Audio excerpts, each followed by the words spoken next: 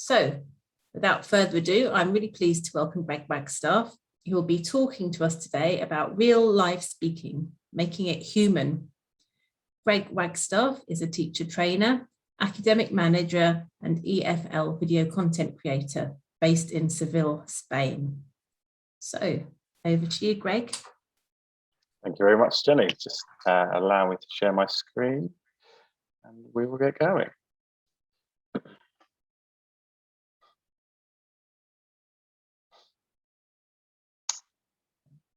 Apologies for a moment. Okay, so thank you, Jenny, for that introduction, and thank you for having me here today. So yes, as Jenny said, my name is Greg Wagstaff, and today I'm going to be talking about real life speaking, making it human. As Jenny said, I'm a teacher and teacher trainer based in Seville in the south of Spain, although I'm currently in Cambridge at the moment in the UK. And I'm also lucky enough as well to be one of the 9 presenters for the Learning English with Cambridge YouTube channel. If you haven't stopped by and said hello, please stop by, say hello, come and subscribe and check out some of our videos. There's some really great content on there for both teachers and students alike. Yeah, so please come along. We'd love to see you there.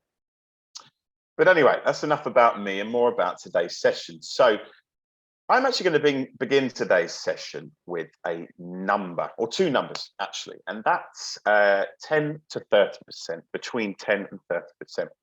And what I would like you to do is to begin by thinking about this number, thinking about the topic of today's session, and thinking about this following question.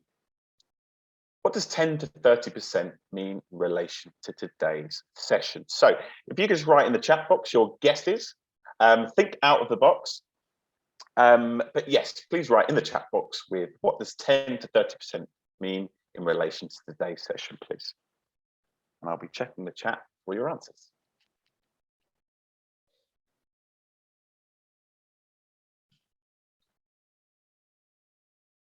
Okay, thank you. We've got lots of answers coming in. Okay. Student talk time and teacher talk time from Mohammed. Thank you. The time for speaking in class between 10 and 30%. Okay.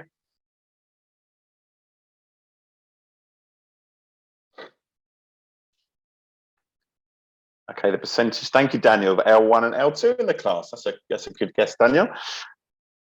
Okay, a few more seconds then, please. Comment in the chat box with what does 10 to 30% mean in relation to today's session?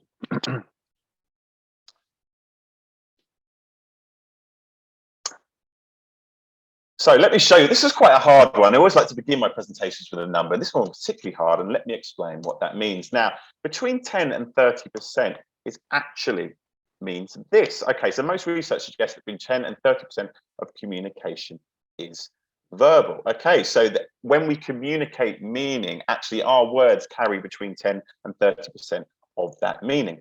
But why am I highlighting this to begin my session? Now, of course, we're talking about speaking today, and it's a much practiced skill. I put there for teens. Of course, we're talking about teens today, but for English classes in general.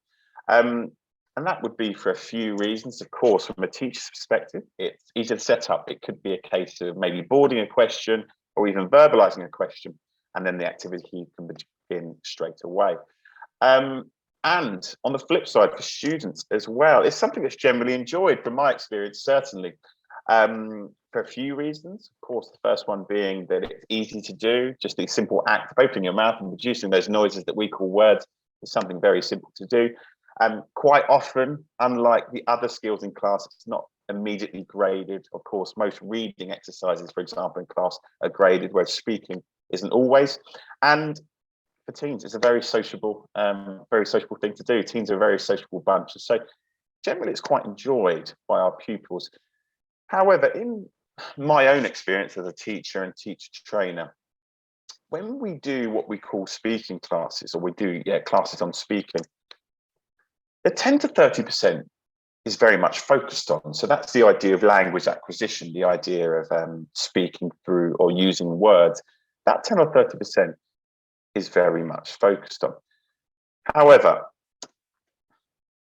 situations like this, you might have seen in your class. I'll give you just a few seconds to read it. Now, these are just a few examples of what encapsulates the other 70 to 90%. And these are skills that aren't exclusively based on language acquisition or grammar and lexical expertise. Instead, these are the more natural human skills, if you will, like the conventions of a speaking conversation. This is what these represent.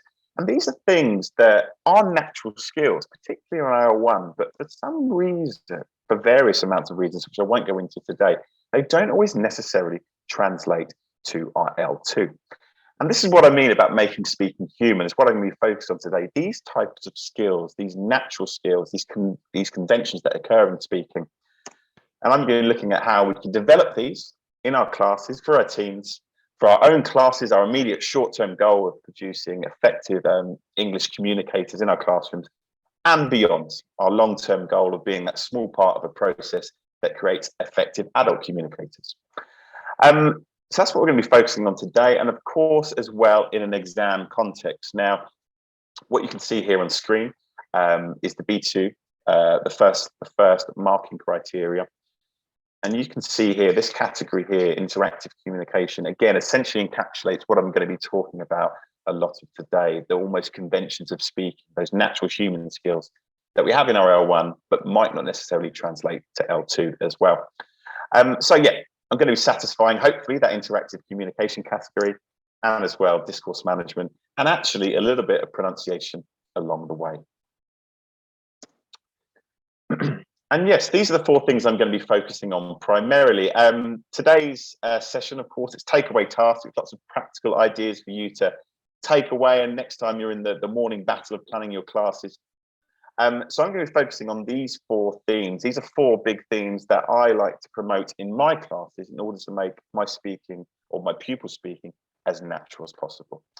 Very much set in practical context and full of, as you can see there in the little orange box, takeaway ideas to make your pupils, your students speaking in both classes and exams more human.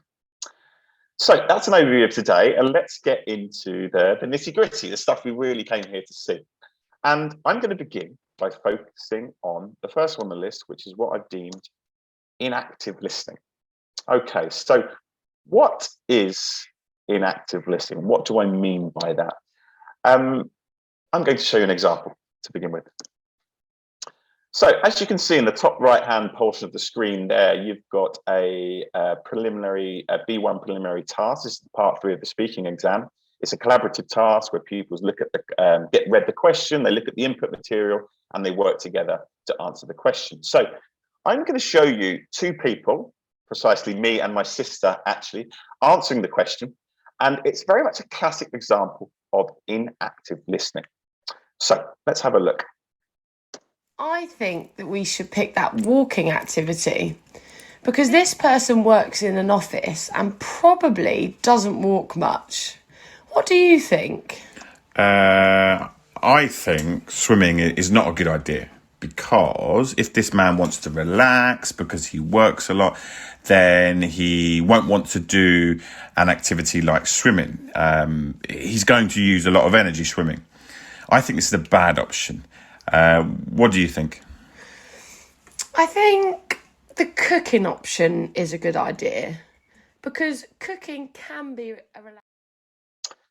Okay, so this is what I would deem an example of inactive listening. But what do I mean by that? Now, it's nothing to do with the language. The language ability here, particularly when you think it's a B1 level, is really, really good and would definitely pass the exam. However, I would ask the question here, are the two candidates actually listening to one another? Okay, are they responding, picking up on points that are said by their partners, developing? They're actually not. They actually don't make any reference to each other whatsoever. Of course, they know when they have to speak because of the questions that are posed.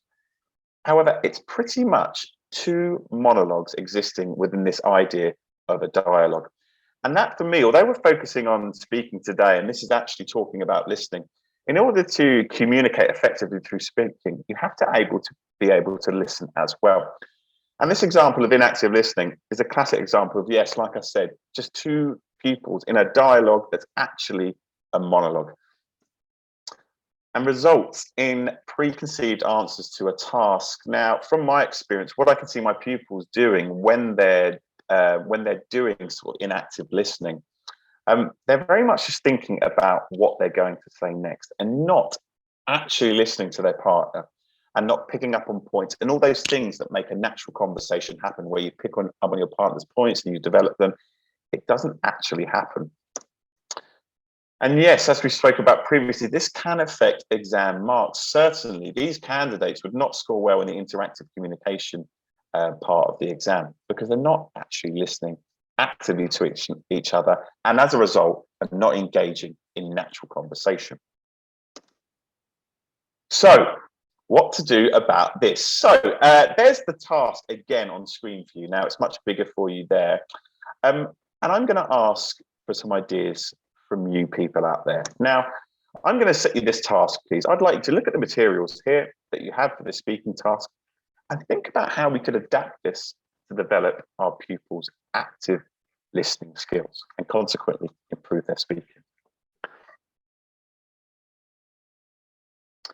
So just put your answers in the chat box. How could you adapt these materials here to mean that our pupils listen more effectively to each other, actually picking up on what their partners are saying?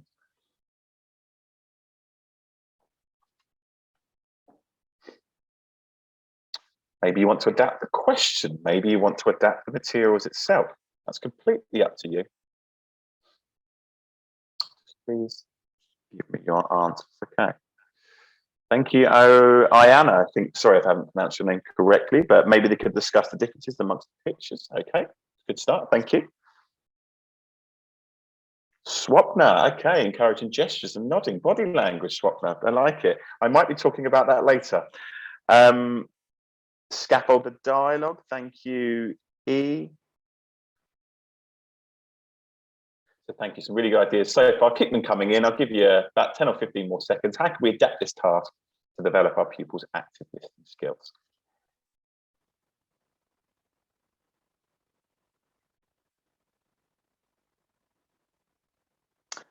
Okay, thank you very much. So thank you very much for your answers so far. You've been great at participating. Let's keep that up. That's really good.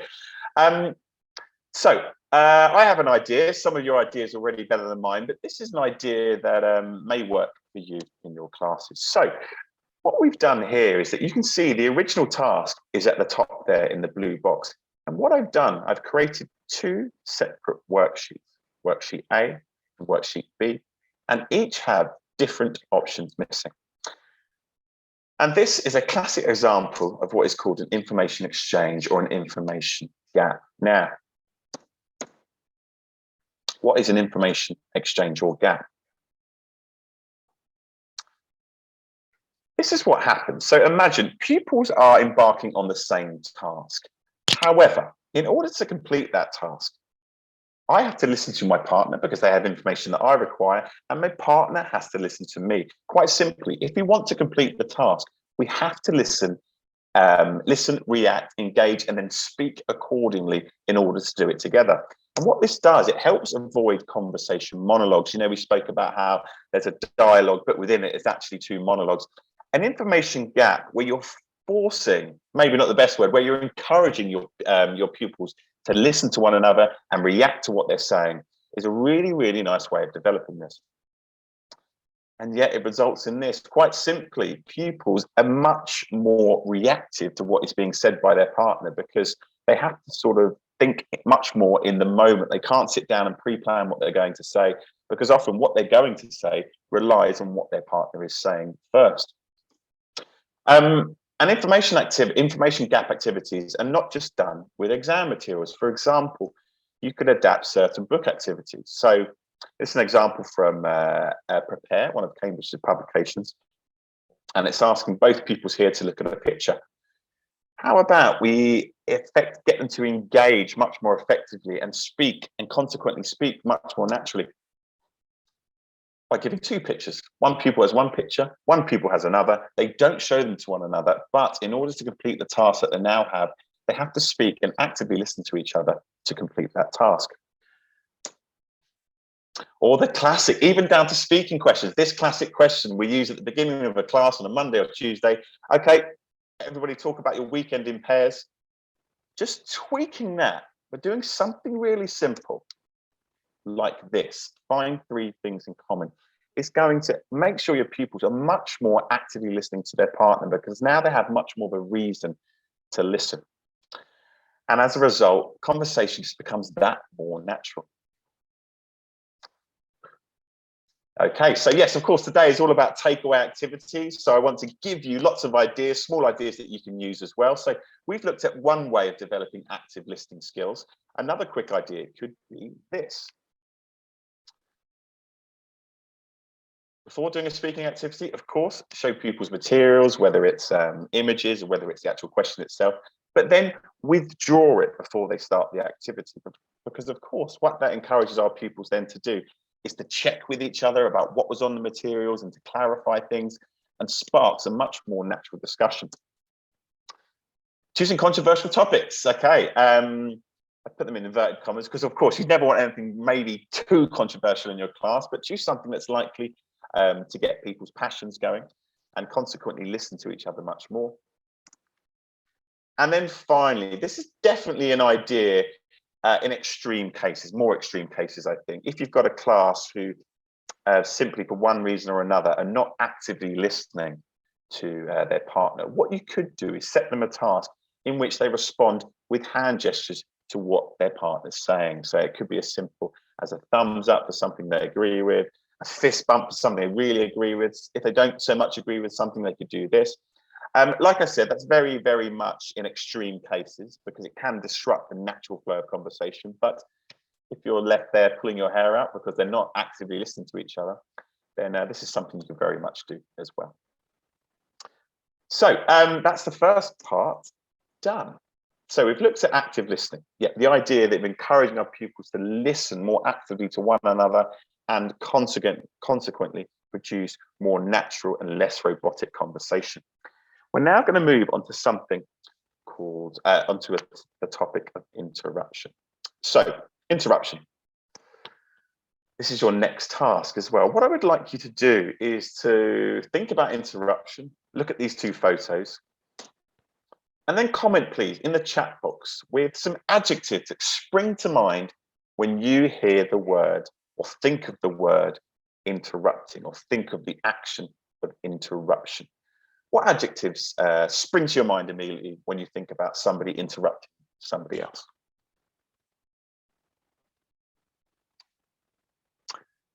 Okay, rude, disrespectful, annoying, rude, inconsiderate, interaction, lack of respect, disgusting.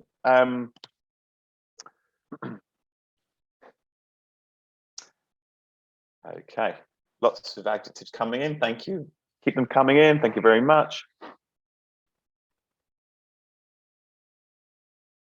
Okay, just a few more seconds. They're actually going too quick for me to read. I can see polite, rude, intrusive, disrespect, impolite, challenging.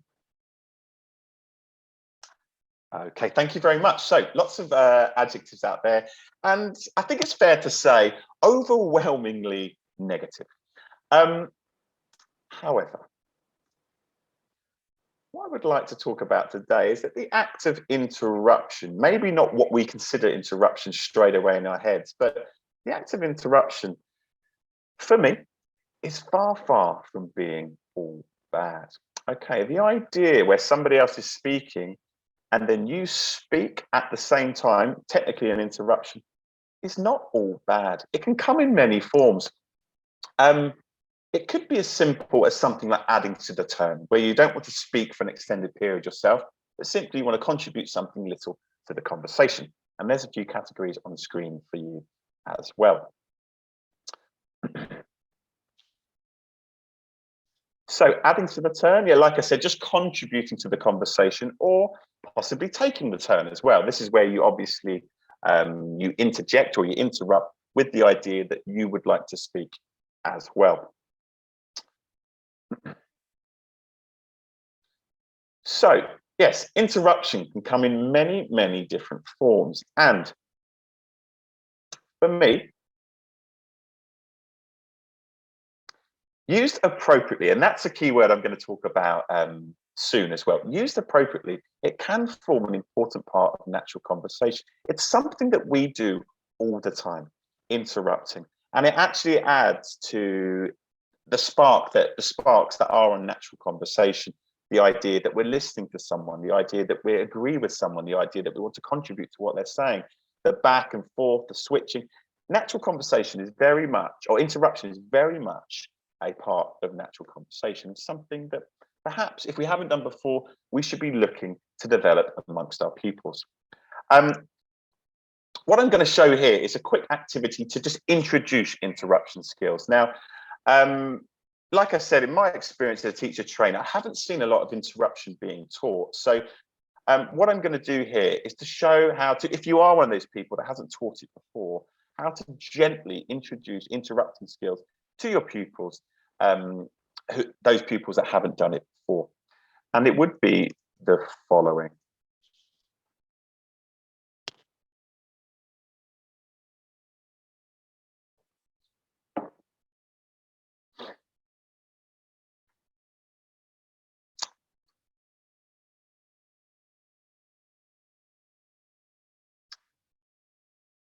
So this activity here, of course, you can read there how it works, but the idea is that we gently introduce pupils, getting them comfortable with the idea of appropriately interrupting a partner. And this is a very, like I said, a very sort of low-level introductory activity. However, if you want to push your students more, I have some ideas, some takeaway ideas for you as well. What you could do, okay, of course, in the initial activity, we had students A and students B.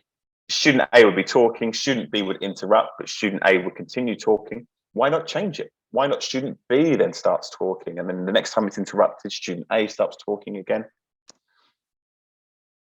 Or you could place students in threes and small groups, which is making it, again, much more natural, much more lifelike. The idea that two people could interrupt at once, and then pupils have to deal with that particular incident before then speaking again. And something else you could do is develop other interruption categories as well. So there might be defending your turn or showing interest, as you can see on the screen, where necessary.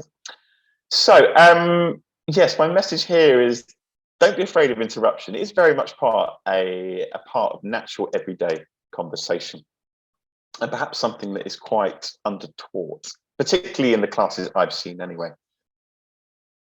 Now, onto the bit about teaching it to be appropriate. Now, there are certain things in time you may want to teach your student to be able to interrupt appropriately, and maybe some of the following. Things like eye contact, things like passive hand signals, a word like sorry, particularly if you're British, we use it all the time. So yeah, think about teaching them how to do it appropriately too as well. And perhaps think about the context. For example, in an exam, I wouldn't encourage my pupils to try and take the turn from their partner. It's a limited time in the exam. You need to give your partner time to talk. But certainly, adding to the turn could really transform your pupils' exam performance and make the conversation much more natural. Imagine you're an examiner and you're sitting down and you have one candidate who's not speaking, but they're saying to their partner, oh, really? Oh, okay, so what you mean is, and they're adding little bits like that to the conversation. The naturality of it goes through the roof. And it can really help your pupils' exam performance. But think carefully about advising them well, depending on which context they're going to be using it. Right, moving on. We've looked at a bit of body language in the previous slide, and I'm going to talk about it now. This could be a topic that divides people, perhaps. Do we teach body language in our classrooms, or do we raise awareness of body language? Is it necessary in our language classrooms? Here's a few examples of some of the things that make up body language. And yes, the idea, should we teach it? I'd like you to tell me your ideas, please. Okay, so do you think it's necessary to make our students aware of body language? Yes, no, and why? Could you please just take a minute or so to comment in the chat box and let me know your thoughts.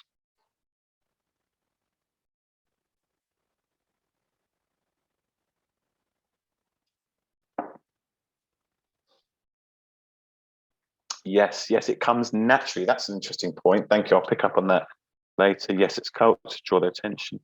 Yes, especially with young learners. Interesting, Valeria. Yeah, okay. Body language is another part of communication.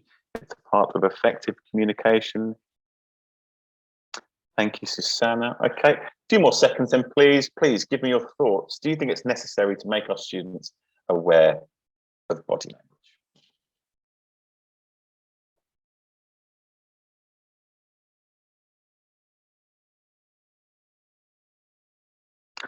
Okay, so thank you very much for your contributions there. I think it's pretty safe to say that I'm going to say yes, but please allow me to justify why, or try and justify at least. Now, first of all, we looked at how somewhere between 10 and 30% is how we convey meaning through words. Now, research has shown that up to 55% of communication can be through body language. So in natural context, we use our bodies to communicate a lot of the meaning that we wish to say.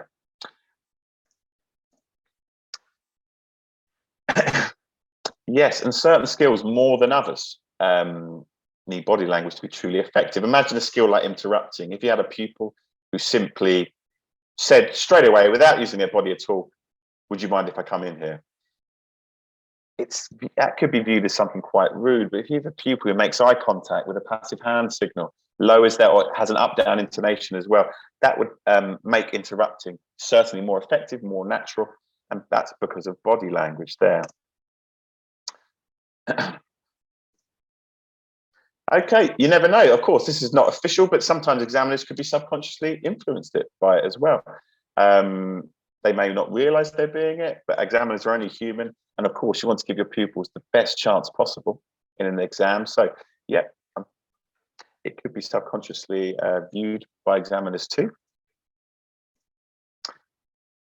And this is another thing. Now, body language or limited body language might not matter so much in the classroom. But of course, we're part of a small cog in a long process for our students on the road to becoming effective adult communicators. And obviously, we have this aspiration that our pupils are going to be using English in their working lives and their social lives in the future. And in order for them to get there and be able to use English effectively in a natural context, it's very much important that they learn it somewhere. Okay, and why can't that be through us? And this is something important. Sorry, I can't remember who said it, but yes, body language generally does come naturally.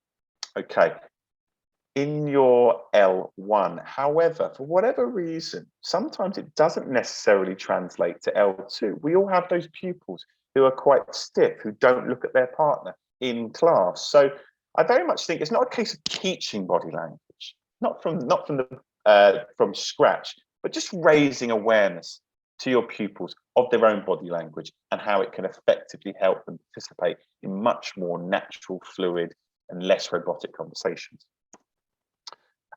So yes, just a simple lesson idea here for raising awareness of body language. It's kind of a guided discovery lesson, and let me just talk you through it ever so quickly. So yes, what you're having here is a video with two teachers, one with positive and one with negative body language. Then ask pupils to film themselves speaking in pairs. A class discussion about what positive body language may look like.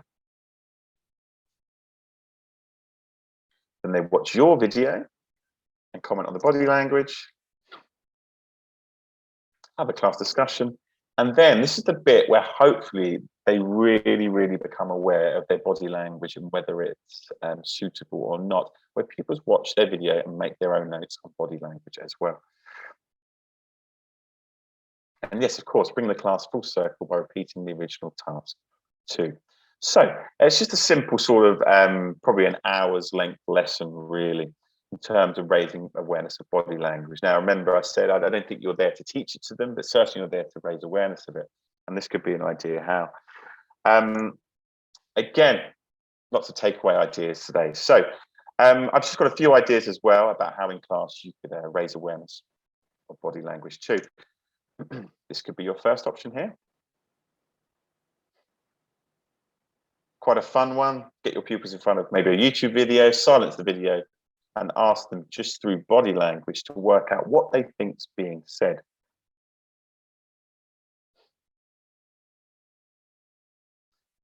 Empathetic skills are important when to become a natural, effective communicator. We might not realize it, but when we're speaking to somebody, we naturally empathize by them by sort of mimicking their body language. So there's a short activity you could do here to develop that. This is a really nice activity. I remember doing this in Spain with a class of mine and showing them a scene from a Spanish cafe and a scene from a British or from an English cafe as well. And the difference in proximity between people was startling. In Spain, they were a lot more closer, whereas in England, they were a lot further apart. And then a final way you could do it is have a third student observe their body language as well. So yes, raising the awareness of body language. Again, body language is a really important part of natural, unrobotic, natural conversation. Okay, so on to my final topic here. How are we doing for time? Yes, bang on. Okay, so we're going to look at just a few ideas that you can do here before a speaking activity. Now, I've got a picture of somebody here on screen doing yoga, because ultimately what I'm trying to do here in this next section of activities is relax our students, relax them so that they can focus on the task in hand and hopefully be a bit more natural rather than thinking about the task itself. Yeah, that's just to repeat the point what I just said. Imagine if our pupils walk into a task and are not quite sure what they're doing, they're having to learn as they go, it's naturally going to affect the flow of their conversation. So how can we inform our pupils as best we can before a speaking task what they should be doing? A nice little idea that could be an idea is L1 rehearsals for you. So that's, of course, asking your pupils to do it in their language first. So this may take a fraction of the time. A 3-minute speaking activity in English may be done in maybe 30, 45 seconds. I know some people frown on the use of L1 in class, but I really think just a really targeted use here of 30, 45 seconds of L1 can transform the naturalness of the task when they come to do it in English. It may seem like a basic one, but this is one I forget to do all the time personally, to constantly remind myself, but input material time. Make sure you allow your pupils time to digest the input material as well. It's quite often with the speaking task, because it's viewed as happening so easily, is we put the materials in front of our pupils and ask them to get going straight away. But just giving them, perhaps it could even be 10 or 15 seconds just to prepare, can often make the world of difference to the flow of the conversation. Partner explanations as well. Often a pupil will probably listen best, learn best from a partner explaining it to them rather than a teacher. Perhaps you could even implement a bit of L1 here again. And of course, where possible, providing models. Now, these could be good or bad models of the task, but all of these previous activities are there, they just serve to relax our pupils, to make sure they're fully informed of the task at hand, and then hopefully allow them to just concentrate on being natural and help with the flow of the conversation. Okay, so that's one piece of advice, and that's informing them about the task. Another way you could improve the naturalness, if you will, make them less robotic, is by animating your pupils, by getting them into a state of kind of quiet excitedness, where they're energized and animated, and hopefully with that, in turn, natural conversations should flow a bit better. One of my favorite verbs, I think, in English. The idea here is to G them up. Okay, so the idea to G up someone is when you animate someone. Okay, so what I very much like to promote here is before you do a speaking task, you energize pupils with a task that's both dynamic in terms of fun or exciting to do, but also at the same time purposeful. And I'm going to show you just a quick example of what I mean by that. Ever so quickly. Right, now what I'd like you to do is, this involves a certain amount of talking to yourself, so you may feel like you're going crazy here. But what I'd like you to do is out loud, please, and imagine that in front of you is your best friend? Okay, could you just say out loud how you would say hello to your best friend, please? Of course, I don't know if you're doing it, but I assumed you had. Now, next one, please. Imagine in front of you is a 5-year-old child. Could you please say hello to the 5-year-old child in front of you? Next, you've caught somebody doing something they shouldn't. How would you say hello to them? It may be along the lines of, hello. Or your worst enemy. How would you say hello to your worst enemy? Or next, your favorite celebrity. Sorry, I'm whipping through these here. A long lost family member or your boss. Think about all the different ways you would say hello to them. Now, what I would do before a speaking activity is produce an activity like this, something that's quite fun to do, that can make your pupils laugh. And the idea is that it's something dynamic and it sort of gets them in good spirits before a speaking activity. But it's also purposeful, of course. The idea of that activity that we just watched was to improve intonation, which can also be adapted by sentence stress by using more purposeful speaking chunks. I would recommend maybe the first time you do it by using the word hello, but then make it a bit more purposeful and productive by encouraging your pupils to use maybe a certain chunk, maybe an interrupting phrase, for example. And also change categories of person. We have a list of categories of person there, but you can also use whichever ones you deem fit as well. Okay, so I'll quickly wrap it up and then take some questions. So my final thoughts here, I'm just going to show you on the top left-hand side of your screen there.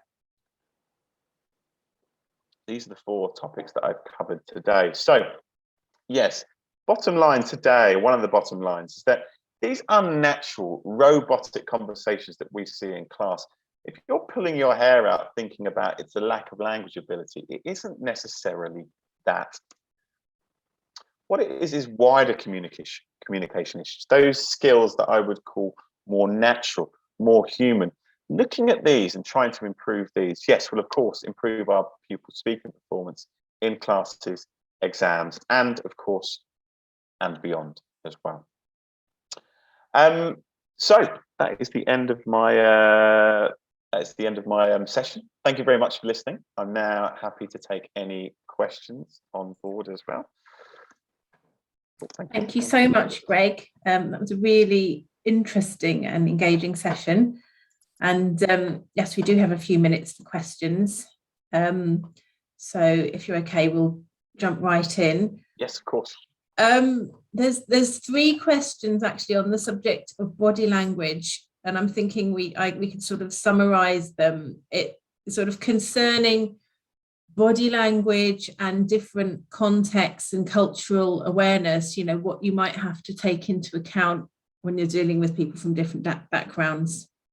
Yes, of course. Yeah, I'm looking at the questions now. Yeah, of course, this is really, really important because, of course, certain gestures in one culture can mean something quite different in another. So I think it's very much a case of just being informed, depending on how long you've taught in that environment for. It's a case of before you teach any body language lesson, perhaps if you haven't been there for a long time, check with a colleague, check on the internet that the gestures that you're encouraging amongst your pupils are acceptable in that culture, wherever it is. So yeah, bottom line I would say is just make sure you do your research and you know the culture in which we're teaching well enough.